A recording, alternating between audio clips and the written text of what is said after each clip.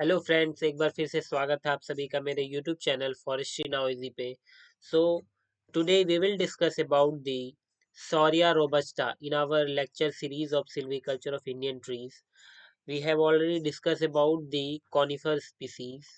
Okay, conifer species includes Pinus roxburghi, Pinus wallichiana, spruce. Okay, so चलिए आज हम बात करते हैं एक इम्पॉर्टेंट स्पीसीज की, और ये जो है हमारे झारखंड के कंटेक्स्ट में अगर हम बात करें तो जो हमारा साल है ये काफ़ी इंपॉर्टेंट स्पीसीज बन जाता है, काफ़ी सारे क्वेश्चन बनते हैं। तो वीडियो शुरू करने से पहले मैं व्यूअर्स को एक इन्फो बता देना चाह रहा हूँ कि इस चैनल के माध्यम से हम लोग आईएफएस, एसीएफ और फॉरेस्ट रेंजर की जो फॉरेस्ट्री ऑप्शनल है उसकी प्रिपरेशन कर रहे हैं।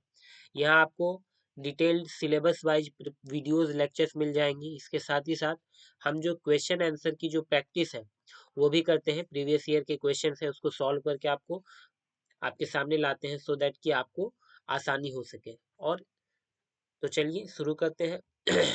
सबसे पहले बात करें हम कि किसी भी ट्री स्पीसीज की अगर हमको जनरल डिस्क्रिप्शन लिखने को आती है, या मान के चलो अगर क्वेश्चन में हम लोग को वो जो क्वेश्चन हमारा पूछ रहा है वो स्पेसिफिक कर दिया कि नहीं आप फिनोलॉजी और सिल्वीकल्चर कैरेक्टर्स, बस इसको ही डिफाइन करना है और 4 मार्क्स में दे दिया, तो आपको क्या करना है कि हाँ एक जनरल आपको वहाँ पे फेनोलॉजी और जो सिल्वीकल्चर कैरेक्टर्स है उसको ही डिफाइन करना है। बट इफ इन केस अगर मान के चलो क्वेश्चन अगर आ जाते हैं आपको 10 मार्क्स में, है ना, जैसे कि जनरली आईएफएस के एग्जामिनेशन में क्वेश्चन आते हैं 10 मार्क्स 8 मार्क्स के, तो उसमें क्या होता है कि आपको एक पूरा ओवरव्यू देना पड़ता है ट्री का। तो उसका जो मेथड है वो कैसे है कि जैसे सबसे पहले आप क्या करो, साइंटिफिक नेम से शुरू करो, है ना।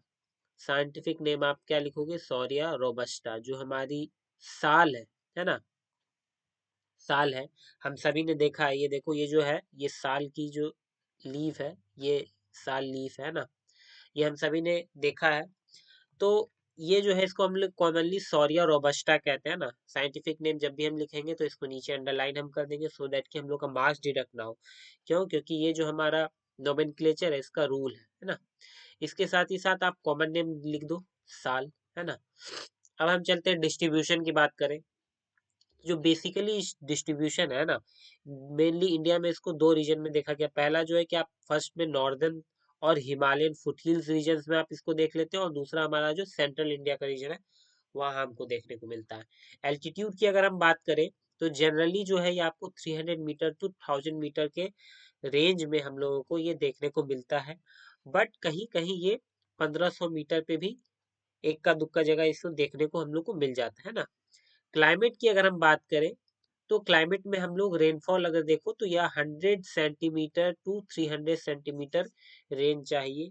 ठीक है, वैसे जगह पे ये देखने को मिलेगा। टेम्परेचर की बात करें तो मैक्सिमम टेम्परेचर इसके लिए ये देखो ये 25 और 40 जो है ना ये डिग्री सेल्सियस होगा। ठीक है, तो 25 degree Celsius to 40 degree Celsius maximum temperature range है इसके, और मिनिमम जो है ये आपको 5 degree Celsius to 15 degree Celsius पे आपको मिलेगा। ठीक है, इसके बाद हम बात करते हैं जियोलॉजी एंड सॉइल की। सॉरी, इसके बाद अगर हम बात करें जियोलॉजी एंड सॉइल की, तो ये देखो it occurs over a wide variety of rock formation. ठीक है, जनरली आप फुटहिल्स ऑफ हिमालयाज में से देखने को मिलते हैं। इसके साथ ही साथ it occurs over conglomerates, boulders and gravels. ठीक है, साथ ही साथ आप देखोगे कि जो शिवालिक रेंज होता है ना, आपका जो शिवालिक रेंज है हम लोग का हिमालय का, वहां पे भी आपको ये देखने को मिल जाएगी सॉइल सिस्टम में। इसके बाद अब बात करते हैं सेंट्रल इंडिया में। आप देखोगे ये थी हमारे जो हिमालयन रेंज है वहां पे। अब हम बात करेंगे सेंट्रल इंडिया में, तो सेंट्रल इंडिया में जो basically it thrives on sandstone, quartzite, granite and it avoids pure limestone. ठीक है, ये बात ध्यान रखना कि ये जनरली जो प्योर लाइमस्टोन वाली जो सॉइल वगैरह होती है इसको जनरली ये अवॉइड करता है। अगर सूटेबल सॉइल कंडीशन की मैं बात करूं तो वेल ड्रेन्ड, सैंडी लोम, क्लेई लोम, ये जो है ये सॉइल है। ठीक है, मैंने आपको बात करा था कि अगर आप कहीं एग्जामिनेशन में हो और अगर आप जियोलॉजी सॉइल वाला जो टॉपिक है इसमें अगर आपको लिखने मेंशन करना है तो आप एक लास्ट फॉर्मूला जो है ना, लास्ट और आप कह सकते हो जो इमरजेंसी फॉर्मूला है वहां पे आपको क्या कर देना, वेल ड्रेन्ड लूज सॉइल आपको क्या करना है, मेंशन कर देना, तो वो एग्जामिनर गलत नहीं करेगा। टोपोग्राफी की मैं बात करूं तो जनरली जो सॉल है, ठीक है, sal occurs over low flat top rolling hills and generally undulating terrain, ठीक है। दैट मीन्स इसको यहाँ क्या होना है कि फ्लैट जो है समतल जो एरिया है वहाँ उस जगह आपको ज्यादा देखने को मिलेगा, है ना। ज्यादा स्टीप स्लोप नहीं होनी चाहिए, है ना। स्टीप स्लोप जो है वो ज्यादा नहीं होनी चाहिए। अगर हम बात करें एसोसिएट्स की, तो एसोसिएट्स को मैं बार बार बता रहा हूँ कि मैंने बेस्ट फ्रेंड वाले एग्जांपल में आपको देके बताया था, है ना। एसोसिएट्स में ये क्या होता है कि मान के चलो एक अगर आपके साल का फॉरेस्ट है ना, तो वहां पे आपको ये सभी जो मैंने ट्री स्पीसीज लिखी है वो आपको कहीं ना कहीं देखने को मिल जाएगा इक्का दुक्का। एसोसिएट्स का मतलब वही होता है। पहला है कैस्किया फिशुला, ठीक है, इसे कॉमनली हम लोग अमलतास भी कहते हैं, ये आपको देखने को मिल जाएगा। देन ब्यूटिया मोनोस्पर्मा, ठीक है, ये पलास है ना, पलास है, ये देखने को मिल जाएगा। देन है टर्मिनेलिया अर्जुना, ठीक है, कॉमनली हम लोग इसे अर्जुन कहते हैं, मेडिसिनल बेनिफिट इसका काफी है, ये देखने को मिल जाएगा। Then terminal chebula, terminal Elia bellirica, है ना, ये है आपका हर्रा और ये है आपका बहरा हो गया। देन है अडीना कार्डिफोलिया, कॉमनली इसे हम लोग हल्दू भी कहते हैं, है ना। देन आपका बॉम्बैक सीबा, बॉम्बैक सीबा पे हम लोगों ने वीडियो बना रखी है। देन एनोजीसस लैटिफोलिया, देन फाइलेंथस एम्बेलिका, ये आपका आंवला, ठीक है। तो ये सभी एसोसिएट्स है, ठीक है। एग्जाम में आप अगर मेंशन कर रहे हो तो आप 2-3 स्पीसीज मेंशन कर सकते हो, इतना ज्यादा लिखने की जरूरत नहीं, ठीक है। फेनोलॉजी की मैं बात करूं तो फेनोलॉजी में हम लोग क्या देखते हैं कि वो ट्री जो है उसका जनरल डिस्क्रिप्शन देख लेते हैं, उसके बाद उसका लीफ फॉल कब हो रहा है, फ्लावरिंग कब हो रहा है, फ्रूटिंग कब हो रहा है ना। तो इन सभी चीजों को हम लोग फेनोलॉजी के अंदर डील करते हैं, डिस्कस करते हैं। तो देखिए जनरल डिस्क्रिप्शन देखते हैं। साल जो है वो एक लार्ज डेसिडुअस ट्री है, ठीक है। दो तरह की ट्री हम लोगों ने बात करी थी, पहली एवरग्रीन ट्री स्पीसीज और दूसरी डेसिडुअस ट्री स्पीसीज, ठीक है। एवरग्रीन क्या होती है कमेंट में आप लोग बताना। डेसिडुअस ट्री स्पीसीज वैसे ट्री स्पीसीज होते हैं जो कि क्या है कि इंटायर जो आपका कंप्लीट ईयर है, ठीक है, एक जो साल है उसमें कभी ना कभी एक टाइम पीरियड ऐसा आता है, इधर आपको वो 2 दिन के लिए ही क्यों ना हो या 1 वीक के लिए ही क्यों ना हो, उस समय क्या होता है कि वो ट्री बिल्कुल लीफलेस हो जाता है, ठीक है, कंप्लीट लीफ शेड कर देता है। तो वैसे जो ट्री स्पीसीज है उसको हम लोग डेसिडुअस ट्री कहते हैं, ठीक है। विथ शाइनी फॉलिएज, ठीक है, इसकी जो आपको फॉलिएज देखेंगे पत्ती हुई शाइनी रहती है, ठीक है। सॉरी। ये देखिए इट इज सेल्डम लीफलेस। यहाँ आप देखिए जो साल की एक इम्पोर्टेंट जो कैरेक्टरिस्टिक्स क्या है कि जनरली ये डेसिडुअस इन नेचर होता है, बट जनरली आप इसको देखोगे ना तो कभी भी आप इसको लीफलेस नहीं देखोगे, क्योंकि ये काफी ज्यादा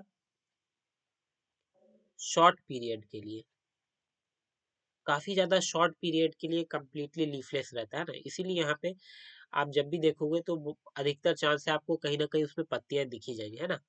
mature leaves are about 10 to 15 centimetre long and ovate in shape. इसके जो पत्तियां होते हैं ऐसे इस तरह शेप के होते हैं ना, इस तरह आपको शेप में दी जाएंगे, लंबी लंबी होती है और ऐसे होती है।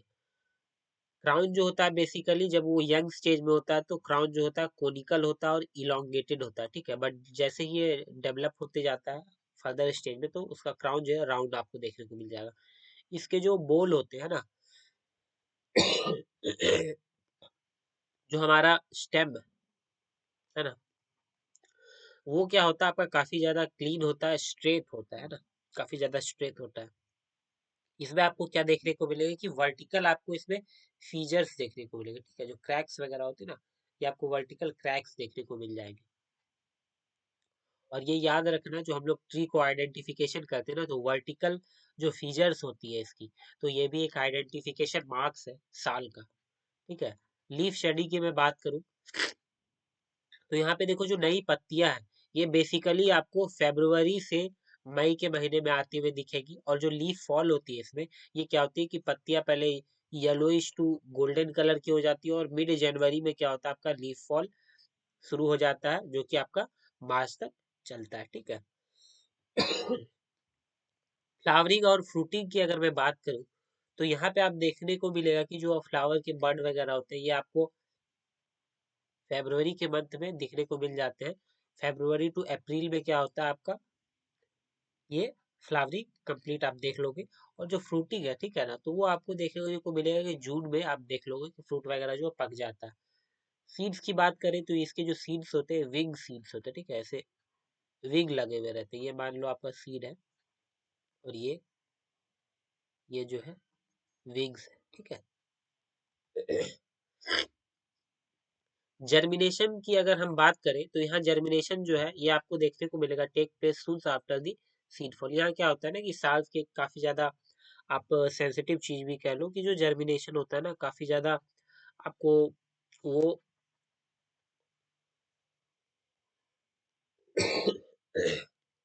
मानसून पे डिपेंडेंट रहता है। ये ऐसा इसीलिए मानसून आने से पहले क्या होता है कि जो सीड फॉल होती है, ठीक है, और जो सीड फॉल होती है ना तो सीड की वाइबिलिटी बहुत कम होती है ना। ये देखो जो वाइबिलिटी है, वाइबिलिटी एक्चुअली क्या होती है कि एक एबिलिटी होती है, कैपेसिटी होती है सीड की कि वो जैसे कि मान के चलो आज सीड फॉल हुआ, ठीक है, तो ये सीड जो है ये कब तक वायबल है, दैट मीन्स कि कितने टाइम पीरियड तक ये जर्मिनेट हो सकता है, ठीक है। तो उस टाइम पीरियड को हम लोग सीड वायबिलिटी कहते हैं, ठीक है। तो जो साल के केस में देखा गया है इसकी सीड वायबिलिटी काफी ज्यादा कम होती है, ठीक है। एक से बेसिकली 1 वीक के आसपास होती है, ठीक है। इसके बाद जो क्या है कि जर्मिनेशन नहीं पॉसिबल होता है ना। It become useless if germination does not occurs within 10 days, ठीक है। देखो बेसिकली अगर 10 दिन के अंदर जर्मिनेट नहीं होता है तो क्या होता है कि वो जो सीड्स है वो आप समझ लो कि कंप्लीटली यूजलेस हो चुका है, फिर जर्मिनेशन वहां नहीं होता, ठीक है।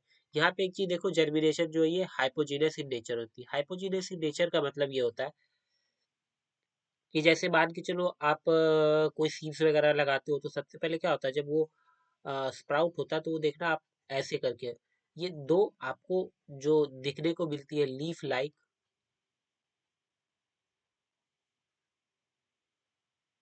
आपको ये लीफ लाइक स्ट्रक्चर देखने को मिलती है। दरअसल ये लीफ नहीं होता, ये आपको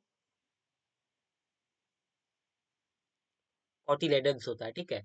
ये क्या होता है, ये आपको एक तरह से स्टार्च वगैरह कार्बोहाइड्रेट्स प्रोवाइड कराता है सो दैट कि ये जो आपका जर्मिनेट है, जर्मिनेशन जो प्रोसेस है कंप्लीट हो और फिर फर्दर क्या है, इसमें लीफ आए, ठीक है।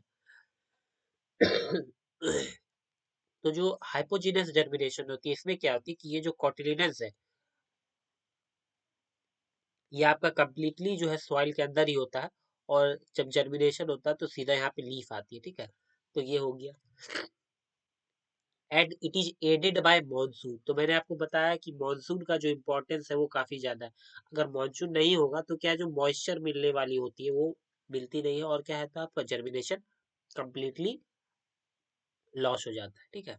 स्टेम डेवलपमेंट की अगर हम बात करें तो इनिशियल स्टेज में जो है ये स्टेम आपको थिन और वीफी देखने को मिलता है, बट जैसे जैसे बड़ा होता है स्टेजेज में तो ये क्या आपको थिक देखने को मिलता है, ठीक है। और उसके बाद ये फ्लैशी अपीयरेंस में आपको देखने को मिलेगा। अगली स्टेज में क्या होती है कि जो फ्लैशी और स्मूथ जो आपका कॉर्टेक्स है ये क्या होता है धीरे धीरे इसमें क्रैक्स वगैरह डेवलप होते हैं, और जो बार्क है वो आपको रफ फीचर जो है वो आपको देखने को मिल जाएगा। यहाँ जब भी बात कर रहे हैं हम लोग साल की अगर बात करेंगे सिल्वीकल्चर में, तो यहाँ पे डाइंग बैक बहुत ज्यादा इंपॉर्टेंट हो जाता है। अगर आप एग्जामिनेशन में इसे अगर स्किप कर देते हो तो मान के चलो आपको 2-3 नंबर ऐसे ही एग्जामिनर नहीं देगा, ठीक है। तो एक बात याद रखना, जब भी आप साल को लिख रहे हो, ठीक है, तो डाइंग बैक जरूर से जरूर आंसर करना। सॉरी यहाँ डाई होगा, एक सेकेंड, यहाँ डाई होगा, ठीक है। तो dying back has become a part of the stem development process. ये देखो ये जो डाइंग बैक है ना काफी ज्यादा कॉमन होता है इसमें। इसमें क्या होता है कि जब कोई भी अनफेवरेबल कंडीशन आती है, ठीक है, अनफेवरेबल कंडीशन आती है तो क्या होता है कि जो ट्री स्पीसीज है वो क्या करती है अपने आप को सरवाइव करने के लिए क्या होती है वो जो एक तरह से कहीं ना कहीं वो मर जाती है, ठीक है। और फिर जैसे उसको फेवरेबल कंडीशन आता है तो वो वापस से फिर से वहां से क्या होता है ग्रो हो जाती है। तो इसी प्रोसेस को डाइंग बैक कहा जाता है, ठीक है। डाइंग बैक दैट मीन्स क्या, डाई मर जाना और बैक फिर से फिर वो आ जाना, ठीक है। तो यहाँ आपको ये देखने को मिलेगा year after year stem dies back till in some favourable period it passes the critical stage. ठीक है, तो जैसे अनफेवरेबल कंडीशन आएगा तो वो क्या करता है, मर जाता है, और जैसे फेवरेबल कंडीशन मिलता है वो फिर से क्या होता है, ग्रो करता है ना। सिल्वीकल्चर कैरेक्टर्स की अगर हम बात करें यहाँ, तो सबसे पहले देखो जो लाइट मैं देखता हूँ, तो यहाँ पे जो आपका साल्ट ट्री है वो क्या है, एक लाइट डिमांडर ट्री स्पीसीज है हमारा, है ना। यानी कि इसको जो आप मान के चलो जो ग्रोथ है, इसके लिए आपके लिए लाइट क्या है, कंपलसरी है। ठीक है, यहाँ पे दो it survives moderate shade also. ठीक है, जैसे कि हमने बात करा था कि जो हमारी स्पीसीज होती है, लाइट डिमांडिंग होती है, शेड बियरर होती है, ठीक है, और शेड डिमांडिंग होती है।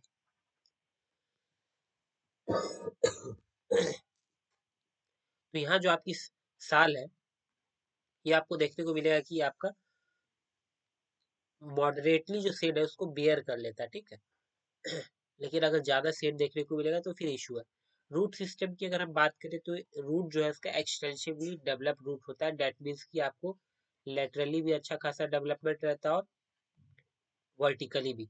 और जब रूट सिस्टम हम लोग का काफी ज्यादा अच्छा डेवलप है तो ये क्या, विंड फार्म होगा। विंड फार्म दैट मीन्स क्या, कि जो विंड है, विंड की वेलोसिटी है, उसको ये रजिस्ट कर सकता है। ठीक है, कॉपिस की अगर मैं बात करूं तो यहाँ पे जो ट्री स्पीशीज है, ये आपको देखने को मिलेगा कि ये जो है कॉपिसिंग पावर इसकी अच्छी खासी होती है, मॉडरेट कॉपिसर है। दैट मीन्स क्या है, आप इसको जो जर्मिनेशन है ना, रीजनरेशन जो है,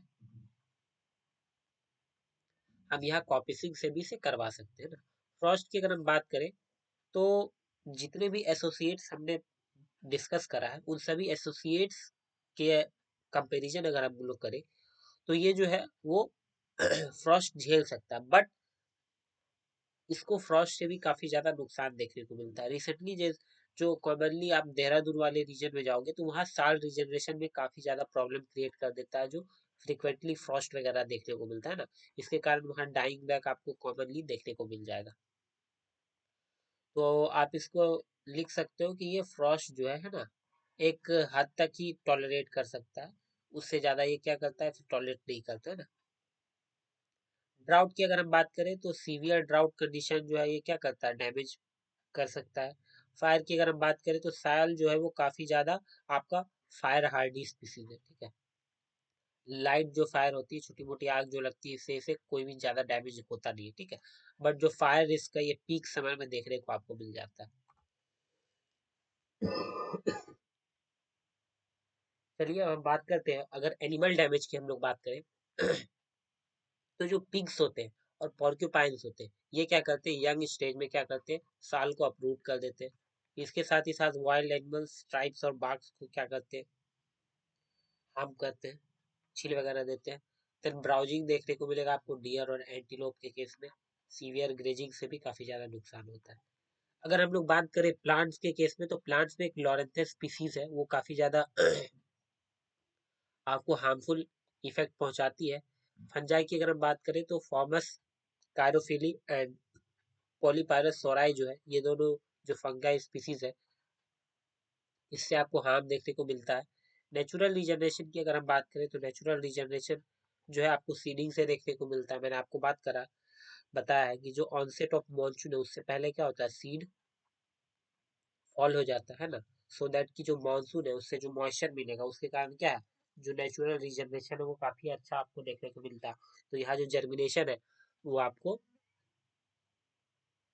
मॉनसून पे डिपेंडेंट रहता है ना। अगर मॉनसून आने में लेट हो जाए तो क्या होता है कि जो नेचुरल रीजनरेशन है थ्रू सीड्स, आपको ये काफी ज्यादा इम्पैक्ट पहुंचता है उस पर।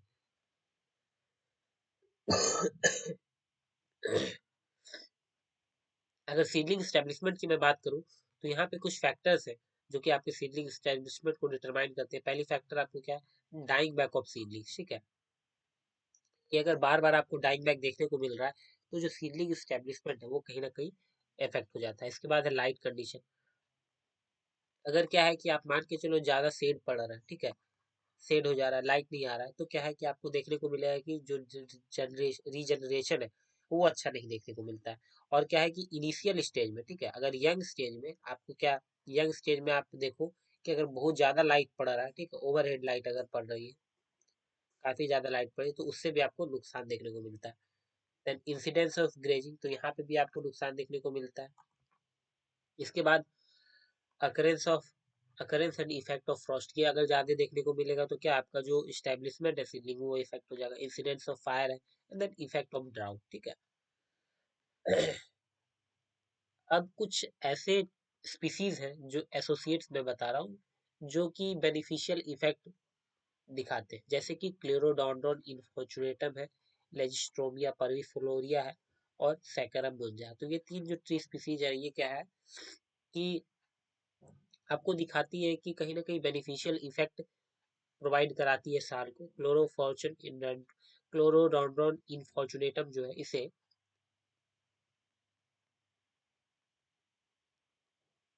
साल का जो है इंडिकेटर भी कहा जाता है। मान के चलिए एक पर्टिकुलर एरिया है ना, यहाँ पे मान के चलो 1920s में काफी ज्यादा साल का प्लांटेशन रहा होगा, बट क्या है कि आज के समय में मान के चलो 2024 में ये साल पूरा डिस्ट्रॉय हो गया है ना।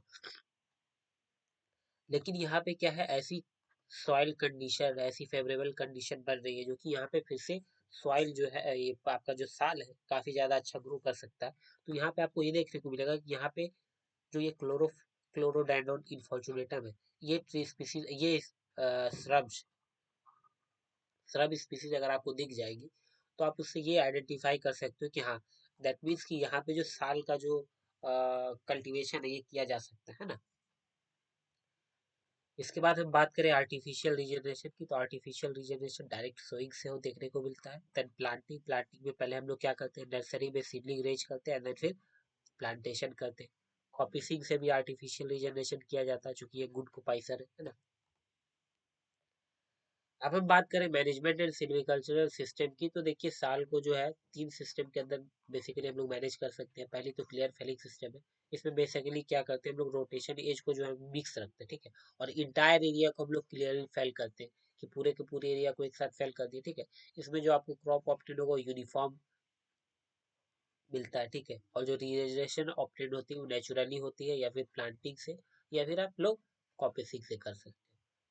सिलेक्शन सिस्टम की अगर हम बात करें तो यहाँ पे क्या है कि सिलेक्शन सिस्टम वैसे एरिया के लिए अडॉप्ट किया जाता है जहाँ की बेसिकली जो आपका जो बैडली इरोडेड एरिया, जो कि सॉइल इरोजन आपको काफी देखने को मिलती, वहाँ पे ये सिलेक्शन सिस्टम अप्लाई करते हैं ना।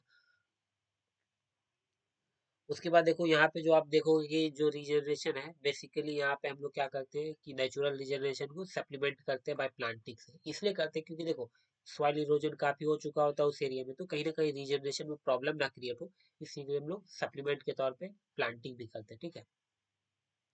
ये वही बात हो गई, ये सिस्टम हमारा हो गया आपका natural regeneration supplemented by artificial regeneration, ठीक है। सिल्वीकल्चरल सिस्टम में हम लोगों ने बात करा है natural regeneration, artificial regeneration and natural regeneration supplemented by artificial regeneration. Utilisation की अगर हम बात करें तो ये जो आपका, एक सेकेंड कॉपी छूट गया ना। कॉपीसिंग की अगर हम बात करें तो इसे हम लोग कॉपीज विद स्टैंडर्ड सिस्टम से मेंटेन करते हैं। कॉपीज विद स्टैंडर्ड सिस्टम में क्या होता है कि जो स्टैंडर्ड ट्री होते हैं ना, उसको हम लोग रिटेन करते हैं, उसको हम लोग फेल नहीं करते। उसके बाद बाकी जो है हम लोग क्या करते हैं, एक एक्सप्लॉइटेबल डायमीटर मेजर करते हैं। डेट मीन्स की क्या, एक्सप्लॉइटेबल डायमीटर ये होता है कि एक डायमीटर को हम लोग फिक्स कर लेते हैं ना, कि हाँ मान के चलो अगर 50 सेंटीमीटर के अबव जो डायमीटर होगा हम उसी को फेल करेंगे, बाकी को फेल नहीं करेंगे, ठीक है। तो ये सभी जो सिस्टम्स है, coppice with standard system, selection system, clear felling system, ठीक है, इन सभी पे हम लोगों की वीडियो बन रखी है ना। सिल्वीकल्चरल सिस्टम जो है, इस टॉपिक पे हम लोगों की पूरी कंप्लीट जो 5 वीडियोस है ये बन चुकी है। ये आप देख लोगे तो पूरा का पूरा समझ में आ जाएगा, है ना। यूटिलाइजेशन की अगर हम बात करें तो one of the best in the country, इसकी जो टिम्बर है काफी ज्यादा अच्छी मानी जाती है साल की, है ना। रेलवे स्लीपर्स बनाया जाता है, बिल्डिंग वगैरह में यूज किया जाता है, फर्नीचर के पर्पस के लिए और कारपेंट्री वर्क वगैरह में आपको देखने को मिलेगा। इसके साथ ही साथ जो साल का सीड्स है ना, इससे ऑयल निकाला जाता है। जनरली ये इसका जो यूज है ये कुकिंग वगैरह में यूज आपको देखने को मिल जाएगा, ठीक है। तो इस वीडियो में इतना ही। वीडियो अगर अच्छा लगा हो तो मेरे चैनल को सब्सक्राइब कर ले, वीडियो को लाइक कर दे, सो दैट कि आप तक मेरी रेगुलर वीडियो आप तक पहुंचती रहे और आपकी प्रिपरेशन अच्छी चलती रहे। So thank you and have a nice day.